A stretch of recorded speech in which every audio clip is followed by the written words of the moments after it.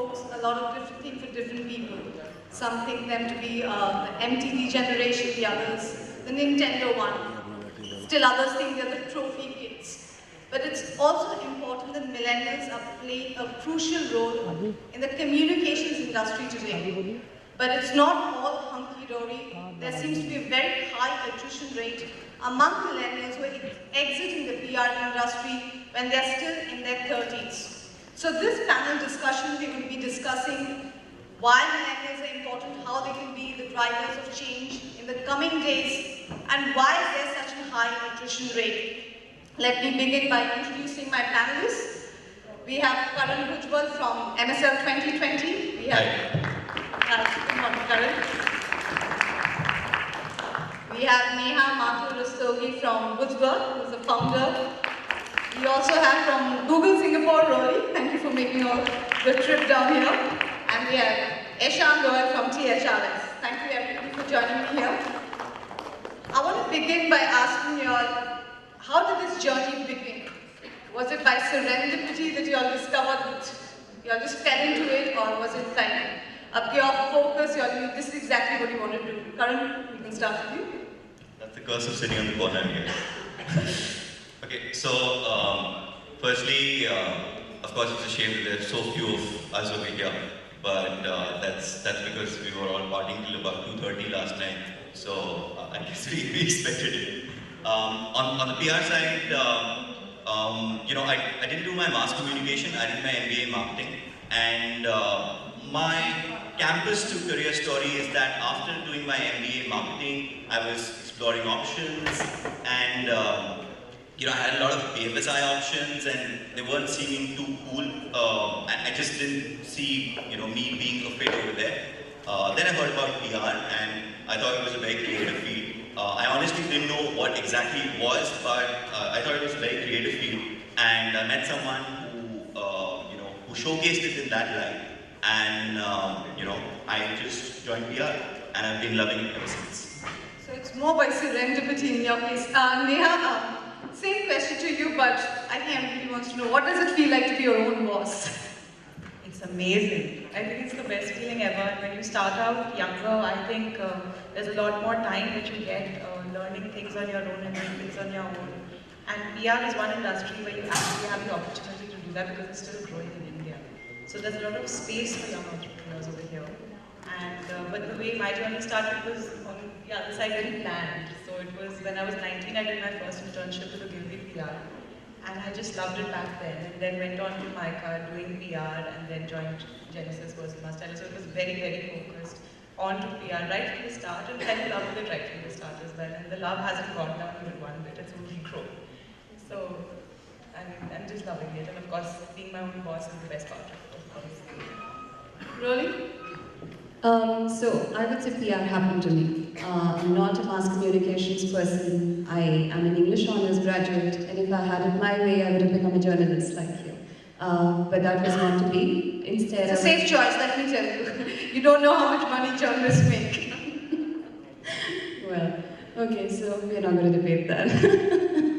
So I went on to do an MBA, and post that, similar to Karan, I actually ended up meeting this person who seemed to be doing some really creative, interesting work with technology companies in a PR consultancy called 2020 at that point. I always wanted to do communications, I wanted to not do sales, I wanted to do something which felt strategic, which was, you know, big picture at the same time with a lot of opportunity to execute. So that's how PR happened to me, and since then, I have taken some steps away from PR to, you know, freshen my perspective. So, having spent 11, 12 years in the industry, I want to say this is my second stint out of PR. And I've somehow always come back fresh. Ishan, you have the last word. Yes, I believe so. Morning, everyone. For me, it's been a very, very interesting journey to come to today where I do PR along with my colleagues. And it's interesting because I actually ended up doing PR without really recognizing that I was doing PR, because I was in consulting for most of my time, and then I started to run a hospitality business about a few years ago, 4 or 5 years ago. And And PR for me was born as a sheer necessity to fulfill the delivery goals that we were promising our clients, and we just thought that in a consumer engaging time as we are in today, it was impossible to restrict ourselves to B2B channels if we had to meet those goals. We had to offer PR, and we had to begin. And it's turned out to be a great journey, and I must confess that I'm actually a bit partial now among all the things that we do to PR. So you found out how important it is, how core it is to what you're doing, but might not be the right platform to say so, but PR is often, it has a lot of negative connotations to it. Sometimes it's even taken to be a pejorative. Let's talk about that. All of you saying that y'all like it, even if it happened by happenstance or something that y'all set out to do. Y'all like it now, y'all enjoy it. But why do you think there's so much of negativity around the word PR itself? And how core is it to what we do? You were saying that it's not something that you started out doing, but you understood how essential it was to what it was you're doing in the travel industry, the hospitality landscape. So. Yeah, but like you said, why is it so interesting, or why we stuck to it? I think PR means different for different people. The huge term itself, I think we had this chat some time ago as well about the whole meaning of the term public relations and how it means different to different people. And for me, it stuck because it means something else, which means you could look at our understanding of policy or brand ethos or strategy of the brand. They are so much more explicit for me when I look at it from a public affairs or public relations point of view versus just sales and marketing. So it is really the big picture thinking, which is only achieved for us if we look at PR actively and continue to energize it. Roli, the notion about PR is, you've got to be glib, there's a lot of glamour, glitz, but au contraire to popular belief, there's more to it than just that. To be a good PR professional, you have to be more than just savvy and ability to talk. Absolutely. I would say where is the glamour, guys? I mean, if you look at our floor, tell me one person in one department that works probably as hard as this team does. With the kind of stakes that are involved here, right? With the ability to influence, and we're not going to talk about work-life balance, which doesn't exist. But I would take your question probably another way and say, what does it take to be a good PR professional, right? In my mind, there are three things that stand out, amongst other things. One would be strategic thinking, right? If you're somebody who can navigate between the macro and micro views, be able to understand the business and figure out a communication lever, PR is for you. If you're a good storyteller, right, I would say that's default, but I think sometimes people forget that the best stories are those that speak the language of the user. So if you're somebody who has a knack for consumer behavior, who has a knack for really identifying trends that exist out there, PR is probably a perfect profession for you. And thirdly, I would say, if you are someone who can engage, influence, and really be the eyes and ears for the organization, for the leadership, and bring that perspective in, instead of just being, a pushing function, you do very well in PR. So there's the rigmarole part of it as well. It's just not the glamour. It's Neha, what is your experience with it? Or what do you think makes a good PR person?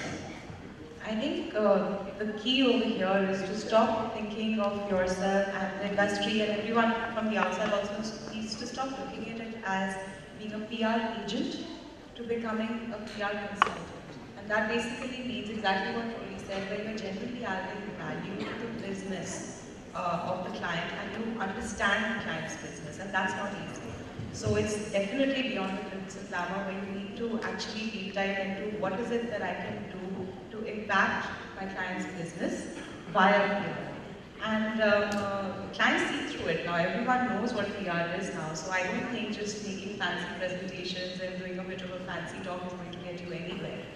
And that's honestly where the value add needs to be. And answering your first question, I think PR has been a grey area and there have been a lot of myths about PR, maybe negative connotations as well, because there's no in-hand end product really. You know, it's a lot of behind-the-scenes work that you do, and the client sees an impact, and the impact comes from the media, but then somewhere in between there is that PR contribute, which goes unnoticed, and that's why that value add is really important. And slowly, I think people are beginning to understand that, appreciate it. Global companies coming in have played a very big role because they already understand and appreciate it. So we are getting there, definitely. I think it starts with the definition of PR. You know, most of us are PR professionals over here, and for all the senior people who were on stage yesterday, who were amongst the crowd, you probably have your punchline, so to say, your tagline established that, hey, you're a PR professional, what do you do? But for a millennial, and that's my perspective, there's a lot cooking up there when you describe what you're doing as a PR professional. And what it means is that you have a lot of funny encounters. So I met this person, and a young guy, younger than me, and he said, what do you do? I said, I'm a PR professional. And he said, you know, he gave a very strategic look. Then he said, party ke bahut passes milte honge aapko. And I said, no, not really. Actually, specifically in my case, not at all. And then he sort of just shrugged away and gave me a look that, damn, he's a PR professional and doesn't even get party passes. So I think it starts with that, you know, that definition of PR, but it also gives you an opportunity. You know, it's like this movie, you know, Catch Me If You Can. So this guy plays, you know, he just plays a character who he wants to be. So it gives an opportunity for us to describe who we want to be. You know, are we communication consultants? Are we storytellers? Are we brand consultants? I think it's a great opportunity over there. You know, I love to experiment over there and actually check people's reactions. So you don't have to be typecasted, is what you're saying. But you know, this segues into the next thing I want to talk about. A lot of young people, millennials, they come into this industry thinking there's, you know, a year or two and my life is set, maybe I'll retire by 40 and everything's going to be great after that. And then they're disappointed really soon after that. Because like you all have been saying, there's a mundane part to it. There's a lot of back-end processes that need to be followed through. But Karan, if I could start with you, you have stayed. So how have you managed to fight that attrition rate that seems to be going on here? I think I'll speak for myself because a lot of people over there would have seen a lot more attrition than we would have. So I think what's great about PR is that it gives you the potential to expand its scope, you know, depending on the industry, the client, the person you're dealing with, the stakeholders you're dealing with. And, you know, a lot of forums, a lot of people say, you know, it's not just about media relations. And yes, it's not just about media relations. There's a lot more that you can do. You know, whether it's social, digital, it's any kind of partnerships. You know, if you have if your brain's working constantly, you can expand the scope of what you can do. You know, for example, I have a client and they launched a product, and suddenly we realized that this product's name is similar to a restaurant's name in Hostas in Delhi. And we were like, wait, you know, there's an opportunity over here. We got to do something about it. And you know, you can strike a partnership with them, and you know, so that's also something what you can do. So what I'm saying is that you can shape what you want to do. You can test your limits. You can, you know, have your own freedom while thinking differently. Like you're also saying there are a lot of myths about PR that exist, and you can break out with, do your own thing, be creative. It doesn't have to be a 9-to-5 boring job, and I know it's never a 9-to-5 job, so but you know what I mean. It's not a regular job. You can do your own creative thing. Neha? I think it's anything but a 9-to-5 boring job, and that is the USP of PR, if you really ask me, because I don't think you can ever get bored when you're doing PR, because every day, on an ongoing basis, parallel to one client, you have 5 others who are from 5 different industries, and you get to learn so much more, which is why each and every year gets more and more interesting, because you develop these new expertise. You find new clients, there's so many opportunities. So for me, the story was starting from one city, then moving on beyond that city, exploring the rest of the country, then saying what's stopping us, let's look at global clients as well. So every day there's a new challenge, there's a new opportunity. And the good news is there is no bias as such anymore in the industry where they do not hire young people. And I always had that fear when I started out that, okay, who's going to take me seriously? I'm just 28 or 27.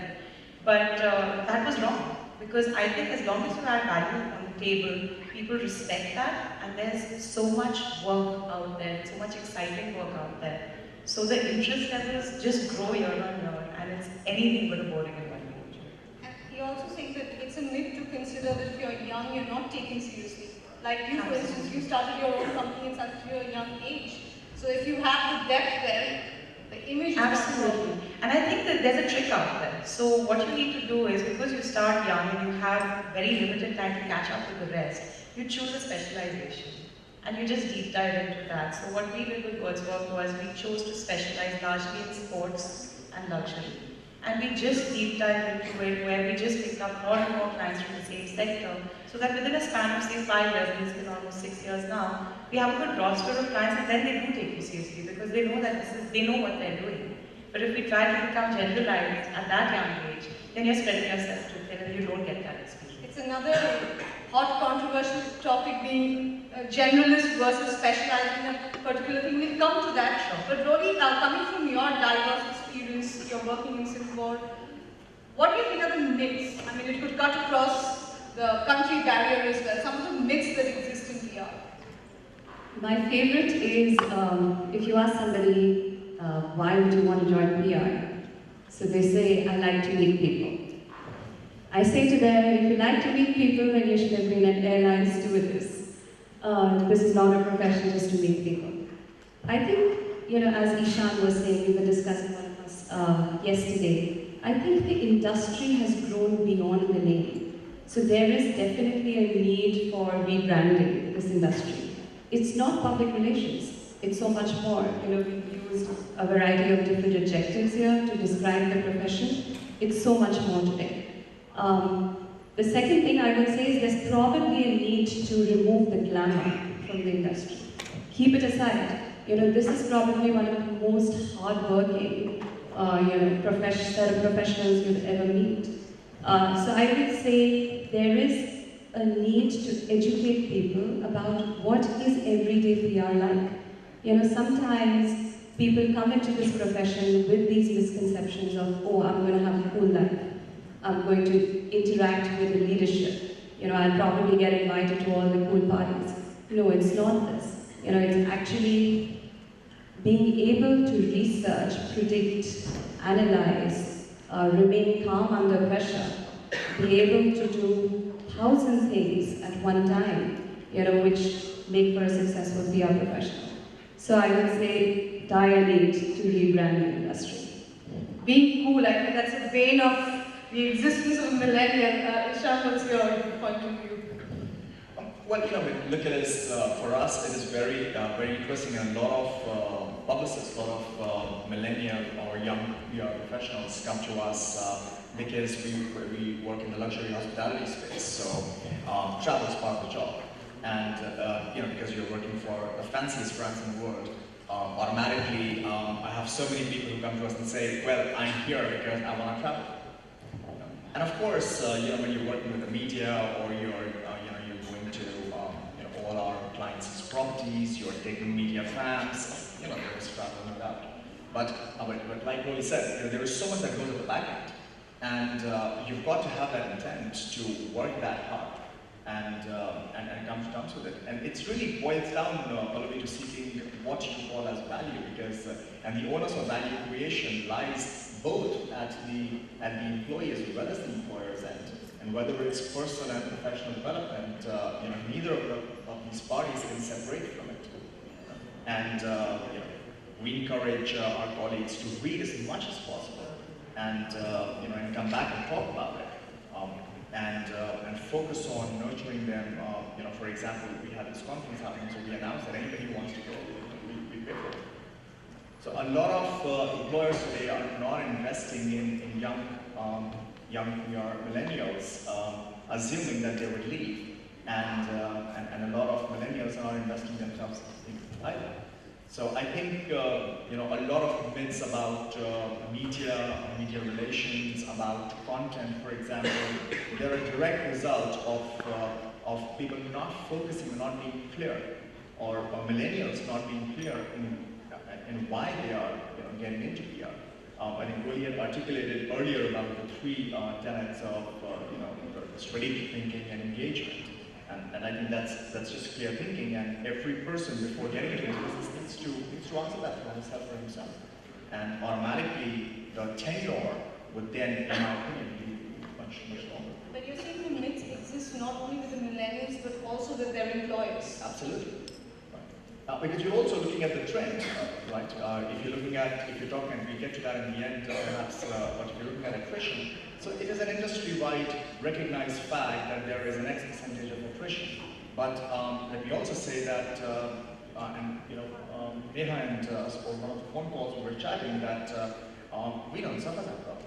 I've never had a person who's left us in the PR space, and Neha has had a similar experience. So it's really not general opinion. But why do you think that is? Is it because you think the bosses also younger people, so they look, the employees are looking at the employer thinking, oh, he or she can be my friend and not strictly a boss-employee relationship? Sure, and it's more modern collective work. And I'm not saying that our seniors aren't doing that. In fact, they've set a platform for it. But you know, in smaller, younger firms today, the bosses are getting out of their cabins and working hands-on with the team every single day and learning together, working at pitches together, doing media together, doing events together. Everything is, you know, it's unlike a system where there is one person or two people who are doing all the core groundwork, and then there are another two people who are going and entertaining or enjoying the perks or the glamour, as we discussed earlier. I wouldn't go to say that there is no glamour. Of course there is. And the pull of the brand as well, because I think a large the brand that you will ultimately end up working with plays a pivotal role in the selection of where you will work. And you know, when we are hiring and people come to us, we absolutely talk about the brands that we work with and use that as a tool to interest them in working with us. Right. Any myth busters that the audience would like to share with this panel about PR and what it means? It's time to be proud of what we do. Okay, it's time to be proud of what we do. But what's the myth? There is no myth. It's like any other profession. Every profession has a downside, and so has ours. If we don't pride ourselves in what we do, we're never going to succeed. Young, old, whatever. So I like what Neha says. You know, every moment you've got to enjoy it. You've got to enjoy working at this profession. Only those people who be in here. Otherwise, opt out. Right? Neha, do you want to share something like Yasmin was saying? You have not seen people quitting, so basically the myths that they probably came in with, their expectations myths, somewhere there's been a match. Absolutely. I think the idea is, you know, it's in a way an advantage when you're a younger and more lean and agile organization, because you can afford to do away with a lot of things which are not that great when you get into the profession. Basic things like internal report cards, systems and processes, and we're all smiling when we hear this, because when it comes to a younger organization, what we try to do is leave behind the baggage which is unnecessary and let the professionals focus on the core of what this business is, which is coming up with creative work for your clients. That's all it is at the end of the day. And also, we all realize, because we've been there very recently, is that everyone is super ambitious and they want to get there really, really fast. And you get it because even you wanted to get there really, really fast. So the idea is to expose them as soon as possible to every aspect of the profession. So why not engage a person who's just joined in a pitch and let them experience winning that pitch? That is the first high you get as an entrepreneur. And if you can share that with your employees, that's what makes them stick. What also makes them stick is what you correctly said, that you need to get your hands dirty too. And what one has to do is, we are a designation-free organization. Very few people, when I go into a client meeting, I really enjoy it sometimes because there's no designation on the card, so they just treat you as anyone else from the organization, and it doesn't really matter at the end of the day. Even the client, they just want the work done, they want creative ideas coming in. And when your employees see that you're genuinely treating yourself as an equal with them, getting your hands dirty, everyone's doing the same thing. I still send out press releases, I still am making media calls, and they also, on the other hand, get the opportunity to travel abroad with media for the fan trip. There are people in our organizations who got their passports made in front of me and got to travel for the first time, which is a big deal for a person who's 25 or 26. So I think if you can share that excitement that you're feeling, and also the gap is really bridged because they can relate to you, like you correctly said, there's no reason for them to.